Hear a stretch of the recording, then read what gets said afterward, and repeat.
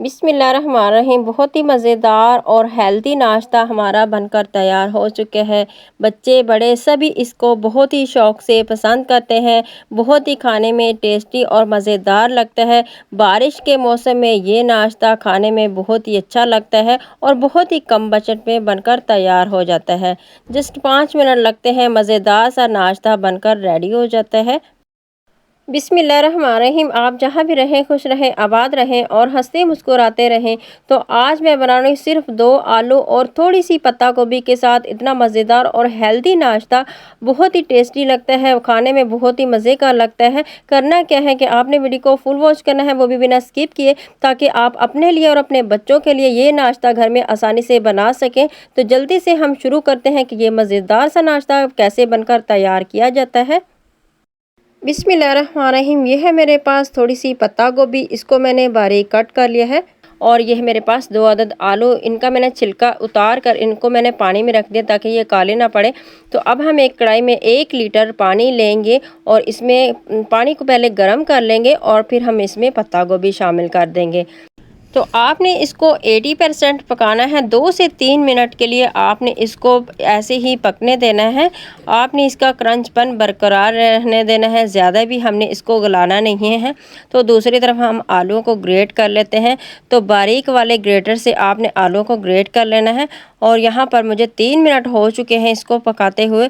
तो मैं इसको एक छलनी में निकाल लेती हूँ ताकि ये खुश्क हो जाए, जो इसमें एक्स्ट्रा पानी है वो अच्छी तरह से जाली के साथ निकल जाए। तो इसको एक बाउल में डाल देते हैं। तो यहाँ पर देख सकते हैं आप, गोभी का कलर भी चेंज हो चुके हैं। अब आलूओं को हमने इस तरह से निचोड़ लेना है, हाथ की मदद से आपने आलूओं को निचोड़ लेना है ताकि इसमें से जो पानी है वो निकल जाए। तो इस बात का ख्याल कीजिएगा कि आलू हम कच्चे ही इस्तेमाल कर रहे हैं। इस तरह से मैं निचोड़ कर आलूओं को गोभी में शामिल कर देती हूँ।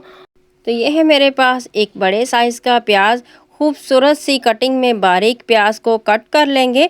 और ये है मेरे पास 2 चम्मच ऑरेंज वाली बारीक कटी हुई गाजर। गाजर को भी आपने थोड़ा सा बारीक ही इस तरह से कट कर लेना है। और फिर हम इसमें डाल देते हैं हरा धनिया। यहाँ पर हम इसमें बारीक कटा हुआ हरा धनिया डालेंगे और साथ ही 1 अदद सुरख मिर्च और 1 वाली सब्ज़ मिर्च बारीक कट करके ये मैं इसमें डाल देती हूँ। और फिर हम इसमें 1 अदद अंडा शामिल कर देते हैं। यहाँ पर हम इसमें डाल देते हैं 1/4 चम्मच नमक, आधा चम्मच सुर्ख लाल मिर्च का पाउडर। ये है मेरे पास पिसा हुआ मिक्स गरम मसाला, 1/4 चम्मच मैंने ये शामिल कर दिया है। आधा चम्मच हम इसमें डाल देते हैं चाट मसाला और 1/4 चम्मच मैं इसमें डाल देती हूँ लहसुन पाउडर। और यह है मेरे पास कसूरी मेथी, इससे बहुत ही प्यारी खुशबू आती है और बहुत ही अच्छा टेस्ट बनता है। हथेली पर मसल कर ये मैं इसमें डालूंगी। और अब हम इसमें डाल देते हैं 2 चम्मच बेसन। और अब हम इसमें डाल देते हैं 2 चम्मच चावल का आटा, इससे बहुत ही क्रिस्पी और क्रंची बनते हैं। और इसको बाइंड करने के लिए हम इसमें डाल देते हैं 2 चम्मच कॉर्नफ्लोर। 2 चम्मच भरकर हम कॉर्नफ्लोर डालेंगे और फिर हम इसको मिक्स करेंगे। तो साथ ही मैं इसमें डाल देते थोड़ा सा बेकिंग पाउडर। अच्छी तरह से इन तमाम चीज़ों को मिक्स कर लेते हैं। हाथ के साथ भी आप इनको अच्छी तरह से मिक्स कर लेते हैं ताकि इसमें जो हमने पाउडर मसाले डाले हैं और जो हमने बेसन, कॉर्नफ्लोर और चावल का आटा शामिल किया है वो अच्छी तरह से एक जान हो जाए। अच्छी तरह से मैं हाथ के साथ इसको मिक्स कर लेती हूँ। अब हम एक पैन लेंगे और इसमें घी शामिल कर देते हैं गरम होने के लिए। और इस तरह से थोड़ा सा पोर्शन उठाएंगे, हाथ के साथ इसको इस तरह से प्रेस करते हुए इसको शेप दे देंगे।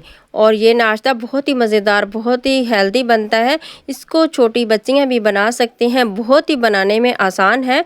दोबारा से आपको बनाकर दिखाती हूँ। ये देखिए, इस तरह से थोड़ा सा पोर्शन लेंगे और हाथ के साथ इस तरह से ऊपर से प्रेस करेंगे, साइडों से आपने इसको सेटिंग करके इस तरह से इसको शेप दे देनी है।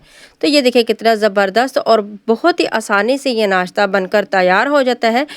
तो आंच को आपने मीडियम टू लो के दरमियान रखना है और आपने इसको फ़ौरन से टच नहीं करना।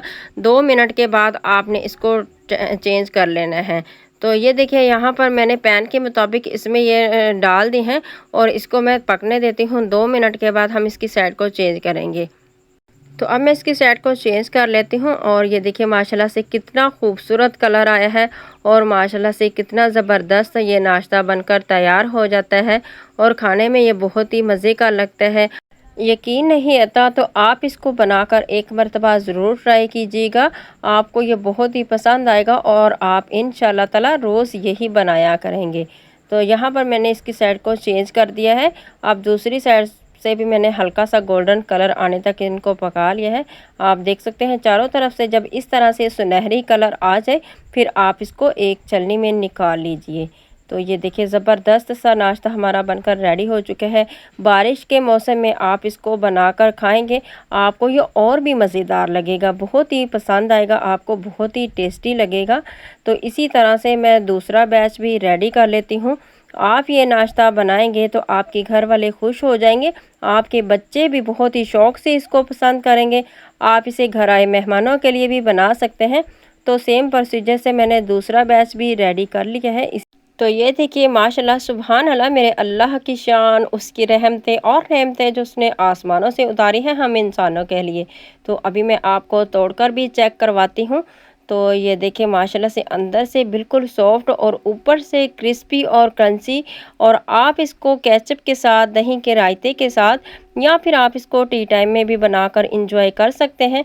घर आए मेहमानों के लिए बनाएंगे तो आपसे वो पूछेंगे ज़रूर कि इतना मज़ेदार और इतना टेस्टी आपने इसे कैसे बनाया है। तो मैं उम्मीद करती हूँ आज की भी वीडियो आपको बहुत ही पसंद आई होगी। वीडियो को आपने ज़्यादा से ज़्यादा लाइक और शेयर ज़रूर करना है। तो अभी तक आपने मेरे चैनल को सब्सक्राइब नहीं किया तो प्लीज़ मेरे चैनल को सब्सक्राइब ज़रूर कर लिया करें। ये आपकी तरफ से हमें एक इनाम होता है और हौसला अफजाई मिलती है। और साथ ही घंटी के निशान को प्रेस ज़रूर कर दिया करें। तो नेक्स्ट रेसिपी तक मुझे दें इजाज़त। आप जहाँ भी रहें खुश रहें, आबाद रहें, मुझे अपनी दुआ में याद रखिएगा। तब तक के लिए अल्लाह हाफिज़।